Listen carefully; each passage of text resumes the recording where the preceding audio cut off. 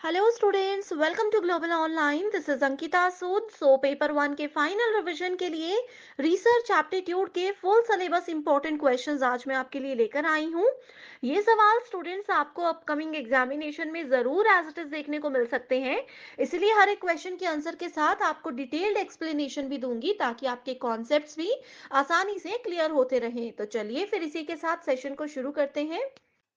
Students, paper one में आप सबको हेल्प करने के लिए एक कंप्लीट कोर्स में लेकर आई हूँ, जिसमें अगले 30 दिन के अंदर आपको रोज 2 से 3 लाइव लेक्चर्स के साथ पेपर से पहले 100% सिलेबस तो कवर करवाया ही जाएगा। साथ ही आपके रिवीजन के लिए full syllabus MCQs and PYQs भी दिए जाएंगे, जिसमें कि आपको कुछ ऐसे ट्रिक्स बताऊंगी जिससे इजीली करेक्ट आंसर को पेपर में आइडेंटिफाई किया जा सकता है।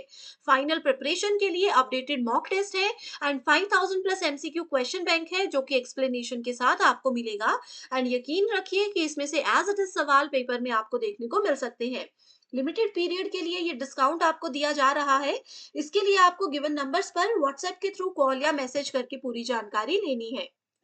साथ ही स्टूडेंट्स, फ्री वीडियोस और मॉक टेस्ट के लिए ग्लोबल ऑनलाइन ऐप को डाउनलोड कीजिए। स्टोर सेक्शन पर सर्च बार में आपको लिखना है कोर्स का नाम।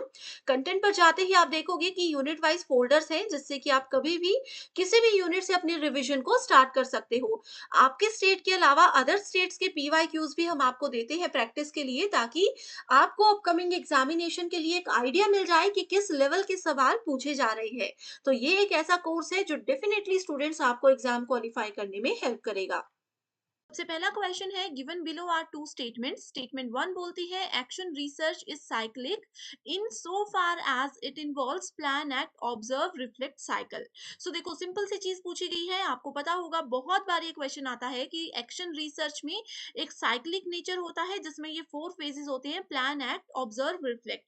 बिल्कुल सही स्टेटमेंट है। एंड स्टेटमेंट टू बोलती है the purpose of action research is to develop a theory to explain casual relationship between the variables. So दो या दो से ज्यादा वेरिएबल्स हैं, अगर वो सभी एक दूसरे के साथ किसी रिलेशनशिप में है, तो वो क्या होते हैं, वो एक्शन रिसर्च के अंदर ही आते हैं। तो इसका करेक्ट आंसर क्या है? Option number 3, that is first statement is correct and statement 2 is incorrect. बस आपको ये कीवर्ड याद रखना है कि एक्शन रिसर्च में साइक्लिक प्रोसेस होता है एंड इसमें ये 4 फेजेस होते हैं। यहां से बहुत बार क्वेश्चंस आते हैं। Next is a university teacher plans to study the performance of students in implementing specific projects in terms of their creativity level. So अब देखो, यहाँ पर एक क्या होना है, एक स्टडी परफॉर्मेंस स्टूडेंट्स की यहाँ पर यूनिवर्सिटी टीचर ने कैलकुलेट करनी है। किस बेसिस पर? जो उन लोगों ने पहले अपना प्रोजेक्ट बनाए हैं उसी के रिजल्ट के बेसिस पर। सो ये कौन सा मेथड होता है? ये होता है एक्स पोस्ट फैक्टो मेथड। इस तरह के मेथड में कोई इंसिडेंट ऑलरेडी हो चुका होता है, उस इंसिडेंट हो जाने के बाद हम रिसर्च अपनी शुरू करते हैं। वही चीज इस क्वेश्चन में पूछी गई है। मैक्सिमम टाइम्स क्या होता है कि रिसर्च के मेथड्स में आप लोगों से रियल लाइफ एग्जांपल दिए जाते हैं। नेक्स्ट क्वेश्चन है, identify sampling procedures in which units are chosen given an equal and independent chance. Okay, यहाँ पर पूछा गया है, देखो, इक्वल और इंडिपेंडेंट चांस किस में मिलते हैं? ये मिलते हैं हम लोगों को प्रोबेबिलिटी सैम्पलिंग में। सैम्पलिंग के दो मेथड्स होते हैं, probability and non probability, right? तो ये आपको पता होना चाहिए। ऑप्शंस फटाफट पढ़ लीजिए। करेक्ट आंसर है B, D and E only. B, D and E, stratified, random sampling और सिस्टमैटिक सैम्पलिंग। अब देखो स्टूडेंट्स, यहाँ पर ये कीवर्ड आपको कैसे याद रखना है? जहां पर हर एक पर्सन को, पूरी पॉपुलेशन को इक्वल चांस मिलता है और इंडिपेंडेंट चांस मिलता है सिलेक्शन का, इसका मतलब है ये है हमारे पास प्रोबेबिलिटी सैम्पलिंग। प्रोबेबिलिटी सैम्पलिंग के 4 टाइप्स होते हैं, जिसमें एक तो स्ट्रेटिफाइड है, एक सिंपल रैंडम सैम्पलिंग है, एक सिस्टमैटिक सैम्पलिंग है, और एक आ जाता है हमारे पास क्लस्टर सैम्पलिंग। ये 4 होते हैं प्रोबेबिलिटी के। नॉन प्रोबेबिलिटी में भी 4 टाइप्स होते हैं, कोटा, डायमेंशनल, उसके बाद आ जाता है कन्वीनियंस, स्नोबॉल एंड पर्पसिव। तो ये आपको याद रखने हैं। Next is a research scholar while writing his or her thesis using ICT at various stages of research conducted. अब देखो, एक रिसर्चर है, वो आईसीटी यानी कि कंप्यूटर, इंटरनेट, इन सब चीजों का हर एक रिसर्च के स्टेज पर यूज कर रहे हैं। He or she justified that the conceptual error in interpreting result attributing the same to the specific ICT devices. So ये किसके अंदर काउंट किया जाएगा? सो ये किया जाएगा टेक्निकल इनकॉम्पिटेंस के अंदर, यानी कि इसमें रिसर्च की डिजाइन, उनके एथिक्स और ह्यूमन की वजह से कोई एरर्स नहीं है। आईसीटी का यूज कर रहे हैं तो मैक्सिमम टाइम्स जब भी आईसीटी में एरर आता है तो आंसर आपका हमेशा टेक्निकल चीजों से रिलेटेड ही आपने सेलेक्ट करना है। Next is in which one of the following sampling methods units comprising its constituents are groups taken interact rather than individual। तो इंडिविजुअल पर्सन को सेलेक्ट करने से ज्यादा वहां पर ग्रुप्स को सेलेक्ट करने पर फोकस किया जाता है। सो ये सैम्पलिंग का कौन सा मेथड होता है? सो ये होता है क्लस्टर सैम्पलिंग। ठीक है, डिटेल्ड वीडियो ऑलरेडी मैंने आप सभी के साथ डिस्कस की है, जिसमें सैम्पलिंग को हमने हर एक टाइप को डिटेल में देखा है, हिंदी इंग्लिश दोनों लैंग्वेजेस में। तो स्टूडेंट्स, अगर आप लोगों ने वो वीडियो अभी तक नहीं देखी है तो जल्दी से मुझे कमेंट कर दीजिए, मैं लिंक शेयर कर दूंगी। एंड इस सेशन के अलावा अगर आपको किसी और टॉपिक पर रैपिड रिवीजन एमसीक्यूज चाहिए तो मुझे जल्दी से आप कमेंट कर दीजिए, वो रिक्वेस्ट भी आपकी पूरी हो जाएगी। नेक्स्ट होमवर्क क्वेश्चन है, which of the following research forms aims primarily at putting to use the theoretical advances with an eye on exploring the potential for generalizability। So correct answer यहाँ पर क्या होगा? ये आप लोगों के लिए होमवर्क क्वेश्चन है, अच्छे से इसको समझिए, ये क्वेश्चन एग्जाम में आ सकता है, बहुत बार पूछा भी गया है। ठीक है, next is which one of the following features of research are associated with qualitative inquiry. So qualitative and quantitative के बारे में आपको पता होना चाहिए। सो इसमें करेक्ट आंसर आ जाएगा A, C and E. Actual setting as the direct source of data, concern with process rather than simply with outcomes, and इसमें है concern with what are called participant perspectives. Next is for the following research problems which of the listed research methods will be most appropriate। Okay, so यहाँ पर correct answer क्या आ जाएगा? देखो, इसमें एक statement दी है, आपको बताना है कौन सा रिसर्च मेथड यहाँ पर बेस्ट रहेगा। School principals influence on trust, perspectives of mothers children with disabilities. अब देखो, यहाँ पर करेक्ट आंसर पहले बताती हूँ, फिर एक्सप्लेनेशन पे जाएंगे। सो करेक्ट आंसर है focus group discussion based method. Focus group discussion में क्या होता है? यहाँ पर सिमिलर एक्सपीरियंस, सिमिलर बैकग्राउंड के लोगों को इकट्ठा किया जाता है एंड वो किसी स्पेसिफिक टॉपिक जिसमें सबका इंटरेस्ट हो उसके ऊपर डिस्कशन करते हैं। एंड ये जो टाइप होता है ये होता है हमारे पास क्वालिटेटिव रिसर्च। तो यहाँ पर अगर कहीं भी आप लोगों से देखा जाए कि अब देखो, स्कूल के प्रिंसिपल ने ट्रस्ट पर फोकस किया, ठीक है, जो कमेटीज बनी होती है स्कूल्स में उन पर ट्रस्ट किया, इसका मतलब क्या है कि सेम इंटरेस्ट और सेम बैकग्राउंड के लोग यहाँ पर इकट्ठे हुए हैं। एंड इसमें क्वेश्चंस पूछे जाते हैं अबाउट किसी पर्सन के परसेप्शन, उनका एटीट्यूड, उनका आइडिया, बिलीफ, इन सब चीजों पे क्वेश्चंस पूछे जाते हैं। Next is identify the characteristics of a good research hypothesis from the following. Research hypothesis मतलब रिसर्च की परिकल्पना करना। सो इसमें करेक्ट आंसर आ जाएगा A, B and C only.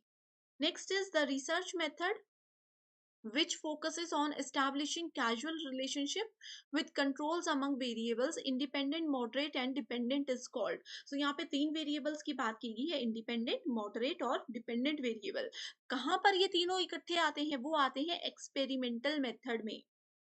Next is what are the characteristic features of the quantitative research paradigm. So quantitative के regard में कौन सा स्टेटमेंट करेक्ट होगा? देखो, सबसे पहले आता है हाइपोथेटिको डिडक्टिव, होती है ये वाली statement. It lays stress on generalisations to the population characteristics. And option D, it emphasises numeric data from a large number of people। Next question is what is the usual sequence of steps in scientific method। so scientific method बहुत बार आता है and इसके steps का जो sequence होता है ये भी बहुत बार आता है। so अगर आपने previous year questions किए हैं तो आपके लिए easy question है। so correct answer है, पहले क्या होता है? felt need which is creating the problem। थोड़ा सा देखो यहाँ पर ट्रिकी क्वेश्चन किया है, ये स्टेटमेंट्स को घुमा दिया गया है, लेकिन बेसिक अगर आपको पता होगा तो कभी भी रिसर्च क्यों शुरू करते हैं? अगर हमारे पास कोई प्रॉब्लम है उसका सॉल्यूशन ढूंढने के लिए रिसर्च करते हैं। So formulation of a problem important होता है पहले स्टेप में, ठीक है। उसके बाद आ जाता है identifying the difficulty and problem statement formulation.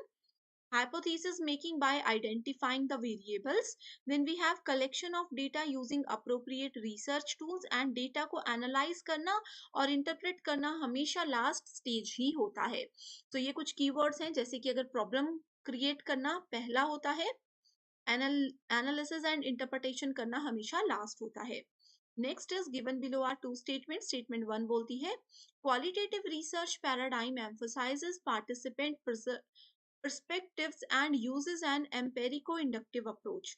And इसकी statement 2 बोलती है in the same research project it is neither possible nor desirable to use both qualitative and quantitative research paradigms. Correct answer क्या है? दोनों की दोनों स्टेटमेंट्स में अगर पहला देखें तो करेक्ट है, दूसरी इनकरेक्ट है.